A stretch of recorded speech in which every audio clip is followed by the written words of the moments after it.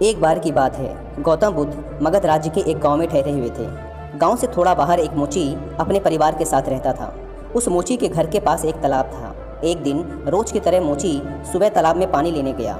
वहां उसने तालाब में एक बहुत ही अद्भुत पुष्प देखा। वह पुष्प देखने में बहुत ही सुंदर था और चमत्कारिक भी प्रतीत हो रहा था। मोची ने तुरंत ही अपनी पत्नी को बुलाया और वह पुष्प उसे दिखाया। मोची की पत्नी आध्यात्मिक और धर्म में आस्था रखने वाली थी। वह पुष्प को देखते ही समझ गई कि जरूर यहाँ से महान गौतम बुद्ध गुजरे होंगे। उन्हीं के प्रताप से यह पुष्प खिला है। पुष्प को चमत्कारिक मानकर मोची ने एक योजना बनाई। उसने अपनी योजना के बारे में अपनी पत्नी को बताया कि वह इस पुष्प को राजा को देगा और उनसे खूब सारी स्वर्ण मुद्राएं लेगा। उसकी पत्नी ने भी सोचा कि यह पुष्प उनके किसी काम का नहीं है, इसे राजा को ही दे दो, कम से कम कुछ कमाई तो होगी। पत्नी की सहमति के बाद मोची राजमहल की ओर निकल गया।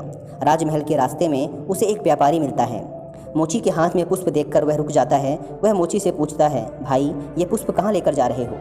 मोची कहता है कि मैं यह पुष्प लेकर राजा के पास जा रहा हूँ। इसे राजा को भेंट करके मैं उनसे मुँह मांगा इनाम लूँगा।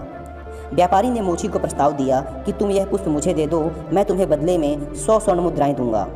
मोची सोच में पड़ गया। उसने सोचा कि जब व्यापारी इस पुष्प के लिए 100 स्वर्ण मुद्राएं दे रहा है तो राजा तो और भी ज़्यादा देगा। यही सोचते हुए उसने व्यापारी को पुष्प देने से मना कर दिया। थोड़ा आगे चला ही था कि रास्ते में राजा आते हुए नजर आए, जो गौतम बुद्ध के दर्शन के लिए जा रहे थे। राजा भी मोची के हाथ में वो दिव्य पुष्प देखकर अचंभित हो गए। राजा ने मोची को पुष्प के बदले 1000 स्वर्ण मुद्राएं देने को कहा। यह सुनते ही मोची के मन में एक अजीब सी चेतना आई और वह राजा को पुष्प न देकर दौड़ता हुआ सीधे महात्मा बुद्ध के पास जा पहुंचा। महात्मा बुद्ध मोची को देखकर हैरत में पड़ गए। उन्होंने मोची से पूछा तो मोची ने उन्हें सारी बात बताई।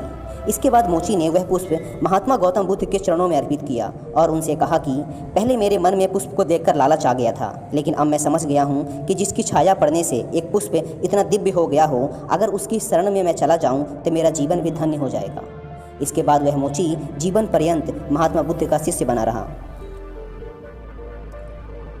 दोस्तों, इस कहानी ने हमें सिखाया है कि हमारी ज़िंदगी में हमें बहुत सी चीज़ें अपनी तरफ आकर्षित करती हैं, लेकिन हमें उनके लालच में ना फंसकर अपने ज्ञान का प्रयोग करके जीवन में सही राह को चुनना चाहिए।